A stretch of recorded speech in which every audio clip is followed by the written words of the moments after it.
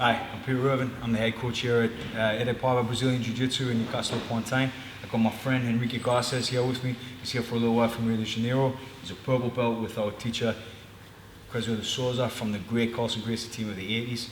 And we're going to talk to you a little bit about Crezio's concepts, about the way that he broke things down for us to learn. Each submission, every submission has a series of stages that you have to pass through in order to complete it. And there's a corollary set of defenses at each of these stages. So when you understand your submissions in terms of the stages of attack, then it's going to allow you to see the intersections where you go to your next in the chain. So we're going to start with the armbar. Most basic, 3-step armbar. So the 3 major phases of attack with the arm lock, here, arm to the center. This is step 1. In order for the potential for the arm lock to exist, the elbow must come to the center or beyond. Now step 2, I've got to turn the corner. Here my heel is right up on the back of his neck, holding down his posture. The arm is there in alignment with my spine. Now step 3, very simple. Swipe my leg around, passing his head here, and there. I'm able to apply the arm lock. Okay, so pretty simple, but there's a lot of detail in each one of those stages. So now we'll turn the corner here, as you can see from the other angle. Step 1, I bring the elbow to the center or beyond. You see the grip that I'm using. I can make a little pistol grip here. Okay, pinch with my 4 fingers and thumb, make the pistol grip. Now here I'm going to use a false grip, the kind of grip that you use on gymnastics rings. You place it behind his elbow here. Now I lift my hip up, place the elbow to the center. Now from here, controlling this posture with my hand, I slide my foot up. You see here, I do not do this. Put my foot and then place my knee. Because when I go here, now I become weak for a moment and he can pull his arm out here. But here, my knee is constantly controlling this posture. My foot's here, there, I try to pull that back, I've got a chance. Now here, at this point, I need to turn the corner. This is the most difficult step. We're going to come back to this afterwards. But here when I turn, can you see my foot rotate? There, that's what's going to help me turn. And I clamp my foot down, right up high, not here in the middle of his back, where he can power up, but all the way here, with my heel, right on the back of his neck. Can you see my heel's actually in contact? Now here, his arms aligned with my spine, and there, I swipe around to this point. There's a lot of different things going on with the knees here. My knees are pinching together.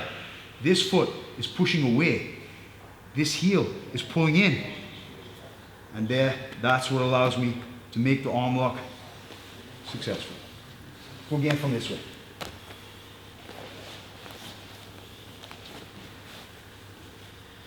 A pinch and make the pistol grip. False grip behind the elbow. Bring the arm to the center with a little pop of the hips. Control the posture. Slide up, maintaining contact with the knee. Turn the corner, pushing off of his hip. Get my heel high. Now from here, this is where it often goes wrong. Can you see if there's a little tilt on my hips? You see this angle's a little bit off? So when I go to pass this leg here, can you see a little bit of daylight there? You see how my knee's a little bit flared out? This is hard for me to correct. This is where a guy can either pull his arm out or he can stack me up. Take a look now. When I get to step 3, it's easy to correct this. Step 3 is easy to fix. All I'm going to do is bump my hip out a little bit so I get rid of that hip tilt. And now here, it's an easy swipe around to here. Yeah, you see it's already coming on. I haven't even touched his hand yet. And already because of the pressure here with my knees pinching together, this foot pushing away, this foot pulling in. See there, the arm lock's coming on. Against the man who's not resisting, it's coming on before I even touch it here. Okay. So, where's this going to go wrong? It's going to go wrong first at step 1. So, when I was there in Brazil, when I lived there, how old were you? Like 7 or something like that. Yeah, when I was young and he was even younger, I was still training. He made me do this drill like the magical, mythical 10,000 times. And then I come to sparring and I never get anybody. I said, why did they make me do this drill day in, day out? 1, 2, 3, 1, 2, 3. And it doesn't even work, it never works. But that was me that was incorrect. The drill is perfect. It was my understanding of it that was wrong. So here, what we're doing with these 3-step arm bars, I'm just coming to understand the phases of attack so that I recognize them when they occur in real combat, but they don't occur this way. If I go here, let's assume, as he actually has, done the exact same training that I've done. The minute I go here, he knows that I'm going to try to put him in an arm lock, so he's not going to allow me to put his arm into the center. Pretty simple. So this is where the intersection occurs. Let's take, for example, the violin. I go for a violin attack. Here, underhooking that arm, turning, drawing it out here. There's my violin arm bar. See, it's the exact same mechanics. Instead of thumbs up, go thumbs down, and I'll look out the arm bar. Pretty simple.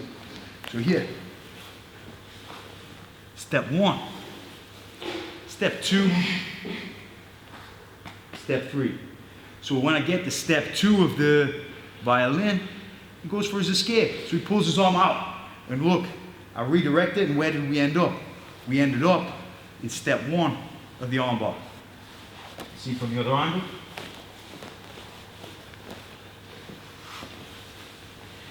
Look, your elbow trapped in. So here, he's not allowing me to take his arm across to step 1 of the armbar. So I hip out, step 1 of the violin. Step 2 of the violin. At this point, he escapes because he doesn't want to allow me to get to step 3. And as he escapes, we arrive in step 1 of the armbar.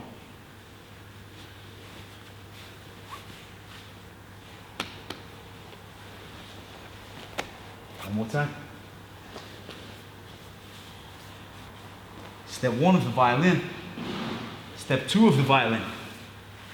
Before we arrive at step 3, he escapes, arriving himself at step 1 of the classic armbar.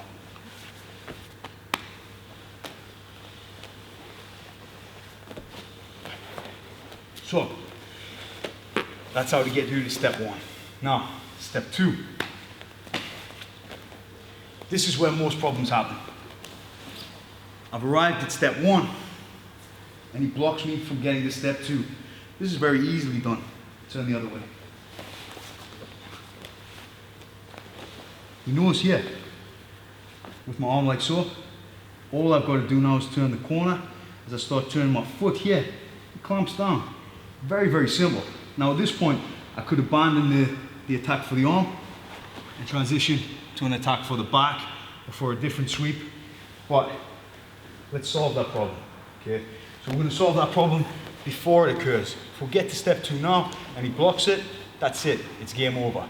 But I'm going to prepare myself for this eventuality because I know it always happens. So what am I going to do? I'm going to use his lapel. Now when I start fighting, I'm going to try to untuck his lapel. If you've got a guy who likes to play lapels, by the time, even when you start fighting here, what am I going to do? Attack him here first, striking at his lapels. So by the time I arrive in his guard, it's there ready for me. Scooch back a little. Go back a little. Yeah. So, I've opened out his lapel, and I'm going to punch it underneath. Here. I'm going to throw it like a right hook. I'm going to throw a right hook into my other hand. Pinch and pull. Grab to here. Slide it across. So I'm going to thread out the bare minimum. I'm going to be greedy for this guy and give him back just the bare minimum. Now when you're working with lapels, let's see it from the other way. It's always worth remembering, you look at the man here, turn to the camera. You look at the man here and you see a right side and a left side of the lapel. You know, but when you take the gi off, it's very obvious. This is one piece of fabric. So any tension that I put on this side could come off on the other.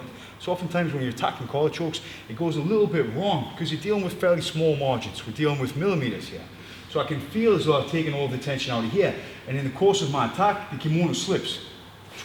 Depending on the cut of his kimono, on the brand, on the style, on the shape of his body and his neck, here, just depends. You can get a couple of centimeters easily slip out of it. So what am I going to do? I'm going to fix it up first. Before I go any further, I'm going to solve the problems before they occur. So when I take his gi, here, I'm ragging on his lapel. I'm going to pull it out and make sure I've got all of the tension out of it. So that this side is taut and this side is completely taut. Now when I come here, I'm going to punch. Right hook. right hook into my other hand. Can you see what's happened to this arm? There, try to replace your elbow to your side. There, very, very difficult. So now here, I thread it out. Can you see what I'm doing here? Creating a little lip. Okay, I'm preparing this for later because I'm going to use this little lip to put my fingers in. So I'm giving back the bare minimum. And now from here, I pass my hand beneath, elbow against his chest, and I make the grip. There. Okay, check the sequence. The hand positions is all important. Here, palm away. Punch it up, palm away. And when I receive it again the third time, it's palm towards. Okay? Look at this. This is a common mistake. Here, I punch it up, and I take the grip on this side, and when I release, look, I gave him back some of the tension that I created. So I'm not going to do this. Look here, when I took it out, I punch it, and I receive the grip behind the other hand, so that every time I pass, I increase the tension, I don't release the tension. Here, I'm rolling the gi, just preparing it for how I want it to be. Now here again, when I pass this hand underneath here, I sneak it underneath, and there, can you see there? I don't pass it here, where I give him back the tension. I pass it here, where I increase the tension. Now before I release that hand, I'm going to keep on pulling it. There's always more in the gi. This is the secret. You think you've got it all, right? It looks like it's tight, right? Yeah. Okay, but look now. It gets tighter. You see what I did with my wrist? I pull it back. Does that feel like all of it now? You feel like it's tight? Yeah. You think so, right? You think so. Well, look what happens. Here, there's more. There's always more to be had. And when there's no more lapel to be had, I start taking away the space of his neck. So now look here. You see that? How's that feel? You okay? Yeah. See, I tapped him with one hand. Right. I'm not saying I can do this in a real fight. I'm not saying I can do this when he's fighting me back. But when he's letting me do the demo, I should be able to choke him with one hand. Now all your collar chokes should work like this. You should be able to do everything one-handed. If you had to hit the detonator to make your drill work, it's not going to count when the guy's fighting for his life. If it takes 100% of your technique to beat a man who's not resisting, who's letting you do the technique's not good enough. Because you're going to lose 10% for fatigue. You're going to lose 10% for stress in front of the audience. You know? So here, by the time I get there, if my technique's 100% good enough, when there's no stress on me, it's going to be 80%. It's not good enough. So I need a technique that's impossibly good. I need 120% technique. So look at this now. This technique, far too good.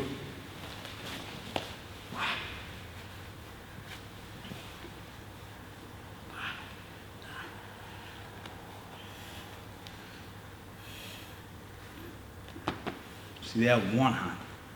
So, where does this come into play with the armbar? What we're going to do is create a dual attack. So here, you got chain attacks where techniques intersect, like we did with the violin into the straight armbar. You know, where step one became from step two of the violin. But here now what we're going to do is a dual attack. So this is the apex of Jiu Jitsu. Well, here where the defense for one of my attacks leads to the execution of the other. So he's damned if he does, he's damned if he doesn't. Now everybody loves the chess analogy with Jiu Jitsu. This is it. This is checkmate. This is the point. When you can't move one piece, because it'll be taken by another, and if you move it the other way, it'll be taken by another. This is the perfect part, the perfect analogy. So when I'm here,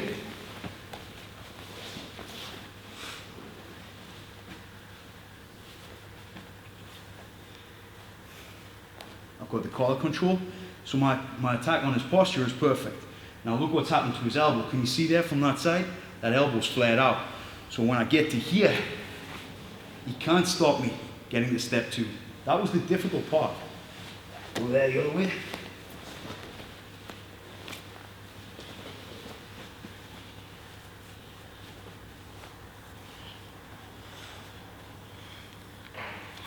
Here now, look there. Clamp that elbow in. Impossible. Can you see how my elbow is underneath his chin? I'm lifting his head up here. So that placement, so easy.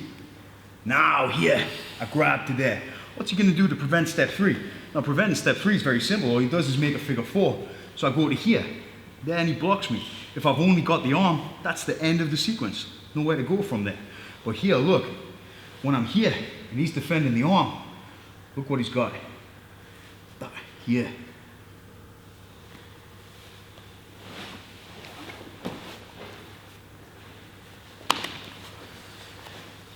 See what happened?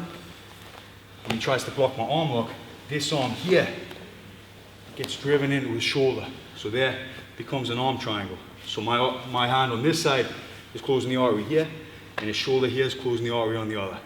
One more time, take a look. Don't put your hands on the mat. Put your hands on the mat, I'm going to do a different sequence. Here. Punch it up. All the tension. I'm taking it all. I'm taking it all. Rolling it out. Hand comes underneath. And I crank it up. I ratchet it. Now here. He can't stop me. And he can't stop me here. So he thinks he's going to stop me at step 3. When I go for step 3, I take that sleeve grip here. Now, I turn my body, hip heist out to the side, and I put my chest right on the head of his delt here. And I roll back underneath him. He's already going out. Nearly gone. One more, last time. Don't put your hands on the mat. Here we go. Punch it up. Okay, I'm gonna put him to sleep this time. He loves going to sleep. No. He loves a siesta. Man, this guy he sleeps like 11 hours a day. He loves it. I'm gonna give him a hand. Yeah. Ah, defend it. That's it. He makes the figure 4. That's the mistake. That's what I've been waiting for. I take that sleeve grip, I hip out, and I put my chest right up here on the head of his delt, and I hug and roll back underneath. Okay. All right, guys. I hope that's helpful for you. Hope that gives you some ideas about how to put your sequences together to go from dual attacks, go from chain attacks into a dual attack, and then either I win or he loses. He gets to go to sleep, which he loves. Okay, thank you very much. If you want to know more about our club, please go to mmanewcastle.co.uk. Thanks a lot.